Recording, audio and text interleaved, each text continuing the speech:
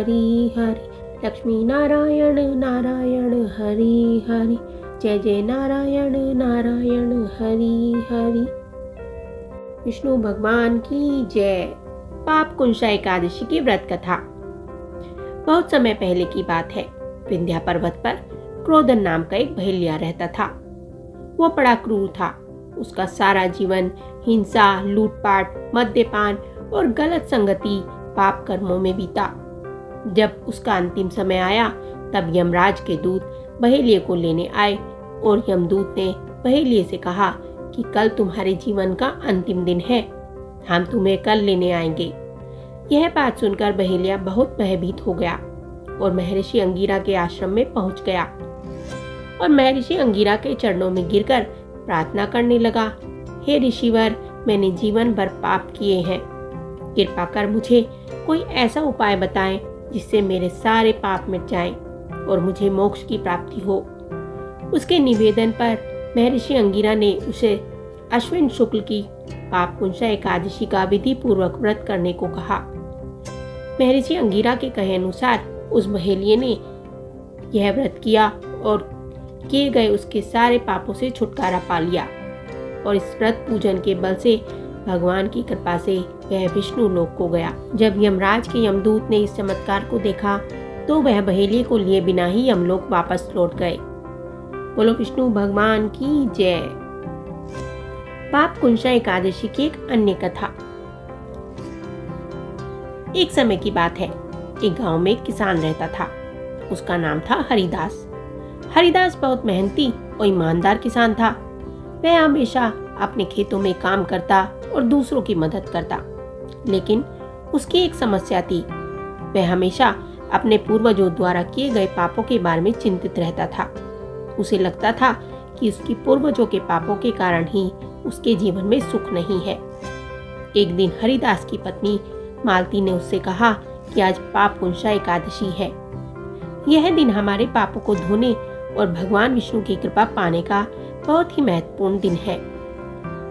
तुम उपवास करो और पूजा करो, इससे हमारे जीवन में सुधार आएगा। हरिदास ने पत्नी की बात मान ली और उस दिन उपवास रहने का निश्चय किया। उसने पूरे दिन केवल भगवान विष्णु की आराधना की। उसने अपनी मेहनत से कमाए हुए फसल का एक हिस्सा गरीबों को दान देने का भी संकल्प किया।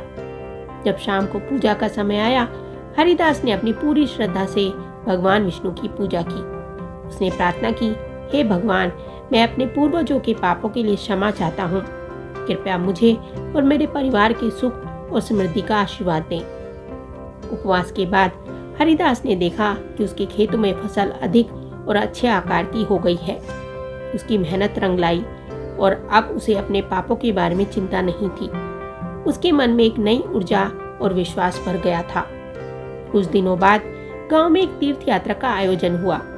हरिदास ने अपने परिवार के साथ तीर्थ यात्रा करने का निर्णय लिया। यात्रा के दौरान उन्होंने अपने पापों की चर्चा की और तीर्थ स्थल पर जाकर और भी भक्तिपूर्वक भगवान की आराधना की। वहाँ उन्होंने अनेक संतों और साधुओं से भी आशीर्वाद लिया। पाप कुंशा एकादशी के प्रभाव से हरिदास का जीवन बदल गया। उसके खेतों में फसल अधिक अच्छी होने लगी और उसके जीवन में सुख और समृद्धि का संचार हुआ। धीरे धीरे गांव में उसकी ईमानदारी और मेहनत की वजह से लोग उसकी बहुत इज्जत करने लगे।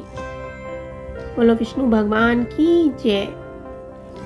इस साल यानी 2024 में 13 और 14 अक्टूबर को 2 दिन पाप कुंशा एकादशी का व्रत रखा जाएगा। इस दिन विष्णु जी की पूजा की जाती है।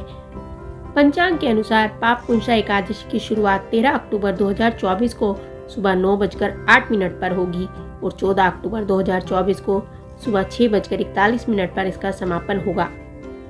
गृहस्थ जीवन वाले लोग 13 अक्टूबर को पाप कुंशा एकादशी का व्रत रख सकते हैं। वही वैष्णव समुदाय 14 अक्टूबर को पाप कुंशा एकादशी का व्रत रखेंगे। व्रत पारण का समय 13 सितंबर को पाप कुंशा एकादशी का व्रत रखने वाले 14 अक्टूबर को दोपहर 1:16 से लेकर 3:46 तक इस व्रत का पारण कर सकते हैं। वहीं 14 अक्टूबर को व्रत रखने वाले लोग 15 अक्टूबर को सुबह 6:22 से लेकर सुबह 8:40 तक व्रत का पारण कर सकते हैं। पाप कुंशा एकादशी का महत्व। धार्मिक मान्यताओं के अनुसार पापकुंशा एकादशी के दिन भगवान पद्मनाभ की पूजा की जाती है। इस व्रत को रखने वाले भगवान विष्णु जी की पूजा अर्चना करते हैं, जिससे उनके पापों का नाश होता है। साथ ही श्री हरि विष्णु जी प्रसन्न होकर व्यक्ति को सुख समृद्धि और ऐश्वर्य का आशीर्वाद देते हैं। इतना ही नहीं, पापकुंशा एकादशी का व्रत रखने से 1000 अश्वमेध यज्ञ और 100 सूर्य यज्ञ के समान शुभ फलों की प्राप्ति होती है। श्रीमन नारायण नारायण हरि हरि, बोलो नारायण नारायण हरि हरि, बोलो विष्णु भगवान की जय।